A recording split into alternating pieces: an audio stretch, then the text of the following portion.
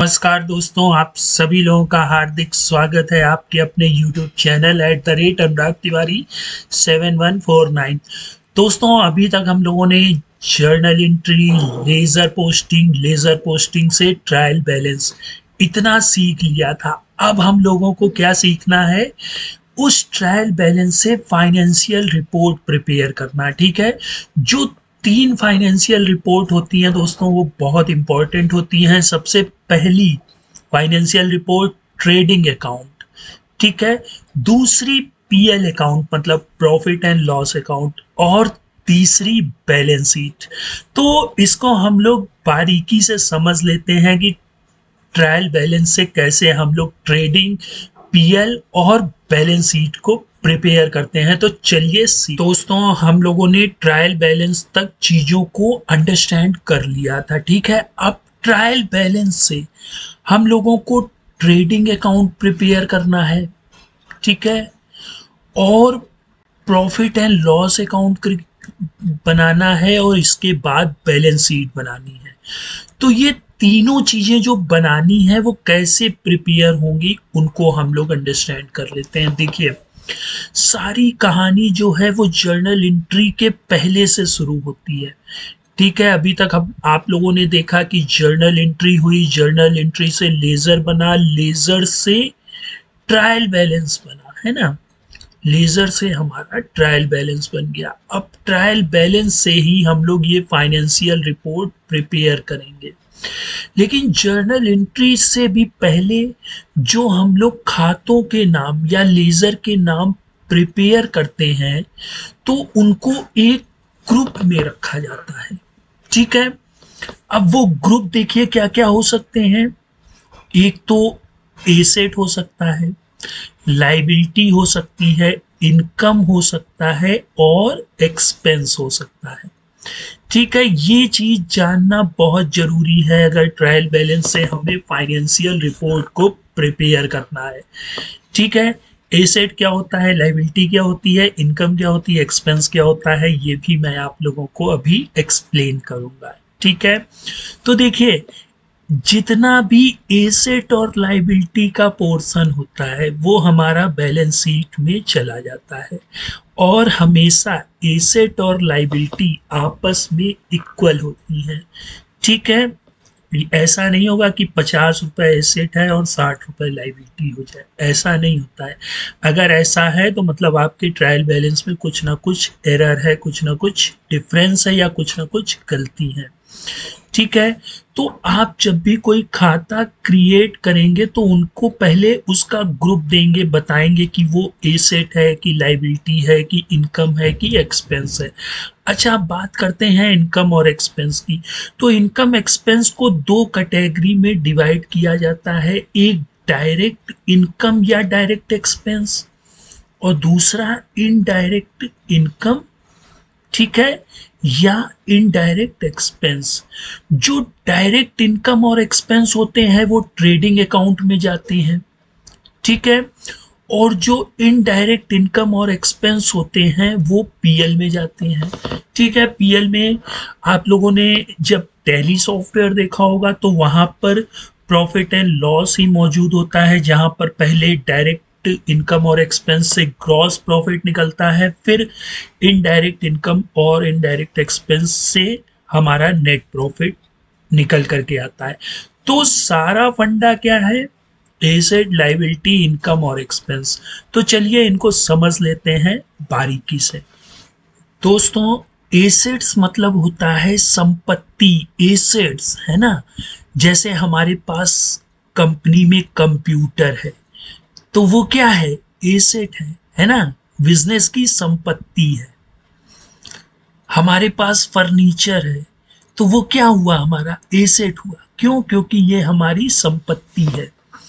हमने किसी को उधार माल बेचा है, ठीक है, मोहन को, तो मोहन हमें बाद में क्या करेगा? पैसे देगा ना।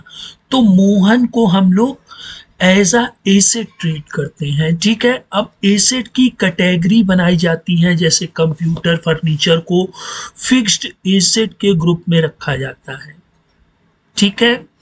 इसी तरह जैसे मोहन है या किसी भी पर्सन को हमने उधार माल बेचा है तो उसको सन्ड्री डेटर्स बोलते हैं। और अगर हमने अपने बैंक में एफडी करा रखी है जिसका इंटरेस्ट हमको रिसीव नहीं हुआ है लेकिन हमने अर्न कर लिया है, एक्रूड इंटरेस्ट, ठीक है, तो ये भी करेंट एसेट्स में जाता है। हमारा कैश जो होता है वो कैश इन हैंड मतलब करेंट एसेट्स में जाता है। हमारे जितने बैंक होते हैं वो हमारे बैंक अकाउंट यानी करेंट एसेट्स में जाते हैं, ठीक है। तो जब भी आप कोई भी खाता क्रिएट करेंगे तो उसका ग्रुप देंगे, जैसे कि टैली में होता है। हम लोग अभी इसके आगे आने वाले ट्यूटोरियल में एक एग्जांपल से भी समझेंगे, ठीक है। अब एसेट के बाद आता है हमारा लायबिलिटी, ठीक है। अब पता लगा हमने किसी पर्सन से कुछ उधार पैसे लिए हैं, है ना, सिक्योर्ड लोन और अनसिक्योर्ड लोन, तो ये हमारा क्या होता है, लायबिलिटी। इसके बाद हमने किसी से उधार माल परचेज किया है, मान लेते हैं रोहन से हमने उधार में क्रेडिट में किसी से परचेज किया, तो इसको सन्ड्री क्रेडिटर्स बोलते हैं। ये भी हमारी क्या होती है, लायबिलिटी होती है। इसी तरह अगर हमने बैंक में ओडी ले रखा है या हमारा बैंक अकाउंट करेंट अकाउंट है तो इसको बैंक ओडी अकाउंट यानी लायबिलिटी पोर्शन में दिखाते हैं, ठीक है। तो जब ट्रायल बैलेंस हम लोग दोस्तों ओपन करेंगे तो वहां पर राम मोहन सीता नहीं आते हैं, वहां सीधे सन्ड्री डेटर्स का बैलेंस आता है, सीधे हमारा फिक्स्ड एसेट का बैलेंस शो होता है, सीधे हमारा बैंक अकाउंट। अब बैंक अकाउंट में 75 बैंक हैं तो वो सारे बैंक उसके अंदर होंगे लेकिन बाहर टोटल बैंक का हमारे पास वैल्यू शो हो जाती है। तो दोस्तों ये था एसेट और लायबिलिटी का सारांश। इसको अभी हम लोग और डीपली समझेंगे। अब हम लोग direct income, indirect income, direct expense और इनडायरेक्ट एक्सपेंस ये चीजें समझ लेते हैं। दोस्तों इनकम और एक्सपेंस दोनों ही दो दो प्रकार के होते हैं, ठीक है। एक जो बिजनेस को डायरेक्ट बिजनेस से संबंधित हो, है ना, वो डायरेक्ट इनकम होती है, और जो इनडायरेक्टली बिजनेस से संबंधित हो वो इनडायरेक्ट इनकम होती है। जैसे मान लेते हैं कि हम किसी को वेजेस दे रहे हैं, मजदूरी दे रहे हैं, तो वो बिजनेस के काम से संबंधित है ना, तो वो हमारा डायरेक्ट एक्सपेंस हो जाएगा, ठीक। लेकिन अगर मान लीजिए हमें कोई पेपर वगैरह या और कोई चीज खरीदी जो कि प्रिंटिंग एंड स्टेशनरी है तो वो इनडायरेक्ट एक्सपेंस हो जाएगी क्योंकि वो बिजनेस को डायरेक्ट हिट नहीं कर रही है। हमने सेल करके जो भी अर्न किया वो डायरेक्ट हमारी इनकम हो गई, ठीक है। लेकिन हमने कोई एफडी करा रखी है, उसका हमें इंटरेस्ट मिल रहा है, तो वो इनडायरेक्ट इनकम हो जाती है। तो जो हमारा सबसे पहले ट्रेडिंग अकाउंट बनता है तो वहाँ पे डायरेक्ट एक्सपेंस और डायरेक्ट इनकम, मान लेते हैं खर्चा हमारा 100 रुपए का हुआ और इनकम हमारी मान लेते हैं 210 रुपए की हुई, ठीक है। तो यहाँ पर आप देख सकते हैं कि हमें प्रॉफिट हो रहा है क्योंकि इनकम ज़्यादा है, तो ये 110 रुपए हमारा ग्रॉस प्रॉफिट हो जाता है, ठीक है, ट्रेडिंग से जो निकलता है। फिर ये 110 रुपए हमारा इनडायरेक्ट इनकम और इनडायरेक्ट एक्सपेंस से मीट आउट हो करके जो नेट बैलेंसिंग बचती है वो नेट प्रॉफिट कहलाता है। दोस्तों इसको हम लोग एक एग्जाम्पल से अंडरस्टैंड कर लेते हैं, ठीक है। अभी स्किप मत करिएगा, इसको हम लोग नेक्स्ट ट्यूटोरियल में टैली में करके देखेंगे, तब आप लोगों को और बेटर ढंग से समझ। दोस्तों मैं यहाँ पर एक एग्जांपल ले रहा हूँ कि हमें सैलरी पे करनी है 12 मंथ की, ठीक है, 5,000 रुपए पर मंथ के हिसाब से, ठीक। बैंक से, एसबीआई बैंक से हमें पेमेंट करनी है, क्या पेमेंट करनी है, सैलरी की, ठीक है। तो सबसे पहले हम लोग क्या करेंगे, आप लोग सैलरी का खाता क्रिएट करेंगे और सैलरी हमारा क्या होगा, इनडायरेक्ट एक्सपेंस, ठीक है। अच्छा भाई, और फिर हम लोग एसबीआई को ओपन करेंगे, एसबीआई हमारा क्या होगा, बैंक अकाउंट यानी कि करेंट एसेट यानी कि एसेट, ठीक है। अब 12 महीनों में एंट्री सैलरी टू बैंक करते चले जाएंगे, ठीक है। तो देखिए हमारा जब ट्रायल बैलेंस खोला जाएगा तो बात समझिएगा, हमारे पास उस समय ये सबसे पहले तो बैंक अकाउंट आएगा, ठीक है। यहाँ पर ओपनिंग, ठीक, बैंक अकाउंट में ओपनिंग कितनी होगी, मान लेते हैं 75,000, ठीक।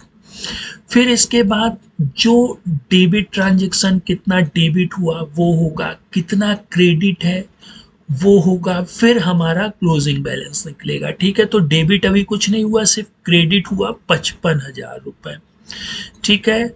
अब 55,000 रुपए क्यों, 12 पंचे 60 होता है। तो दोस्तों 31 मार्च को हमारी बुक्स क्लोज हो गई, और बहुत जगह क्या होता है कि 7 तारीख को सैलरी पे होती है, तो सैलरी को एज अ लाइबिलिटी शो कराने के लिए हम लोग 55,000 रुपए यहाँ पे क्रेडिट शो करेंगे। तो ये 75 से 55 जो भी क्लोजिंग बैलेंस बचेगा 20,000 रुपए, ठीक है, वो हो गया। फिर इसके बाद हमारी जो सैलरी होगी वो इनडायरेक्ट एक्सपेंस में यहाँ पर शो हो रही होगी, ठीक है। यहाँ पे खर्चे में ना ओपनिंग होती है, ठीक है, ओपनिंग नहीं होती है। फिर डेबिट यहाँ पे 55,000 रुपए शो हो रहा होगा, ठीक है। तो 55,000 रुपए देखिए यहाँ से डेबिट शो हो रहा होगा, और इसके बाद फिर हम लोग जब लाइबिलिटी क्रिएट करेंगे, ठीक है, तो लाइबिलिटी को क्रिएट करने के लिए हम लोग क्या करते हैं, खर्चे को डेबिट कर देंगे। मतलब खर्चा हम लोग पूरा मान लेंगे कि 60,000 हो गया, लेकिन उसमें हम लोग लाइबिलिटी कितनी लेंगे, 5,000 रुपए, ठीक है, सैलरी पेबल, जो कि नेक्स्ट मंथ में हमारा पे होगा, ठीक है। तो इस ट्रायल बैलेंस से हमारा जो बैंक अकाउंट है वो एसेट है, हमारी जो सैलरी पेबल है वो लाइबिलिटी है, तो ये दोनों बैलेंस शीट के पोर्शन पर चले जाएंगे।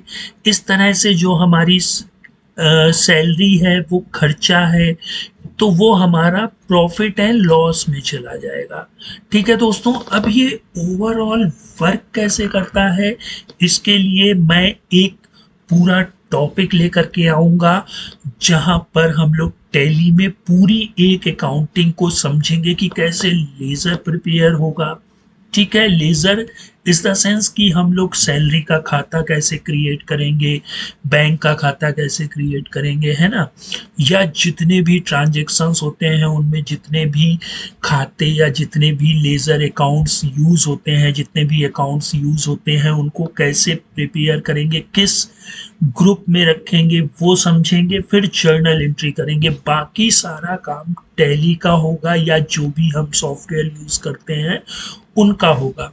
मतलब हमें सिर्फ क्या करना होगा, मास्टर बनाना होगा और ट्रांजैक्शन करना होगा, ठीक है। बाकी लेज़र पोस्टिंग का काम टैली करेगी, ट्रायल बैलेंस टैली प्रिपेयर करेगी, profit and loss tally prepare करेगी ट्रायल बैलेंस की हेल्प से, और बैलेंस शीट भी टैली प्रिपेयर कर देगी, ठीक है। तो हमें सिर्फ और सिर्फ मास्टर्स और ट्रांजैक्शंस बनाने हैं। मैंने ये सारी चीज़ें आप लोगों को मैनुअल इसलिए बताई ताकि आप लोग अंदर के जो प्रोग्राम्स होते हैं जो चलते हैं वो कैसे वर्क करते हैं ये आप लोग सीख सकें। तो चलिए मिलते हैं कल टैली के प्रैक्टिकल ट्यूटोरियल के साथ। तब तक दोस्तों यूट्यूब पर बने रहिए, प्रसन्न रहिए। गुड बाय दोस्तों।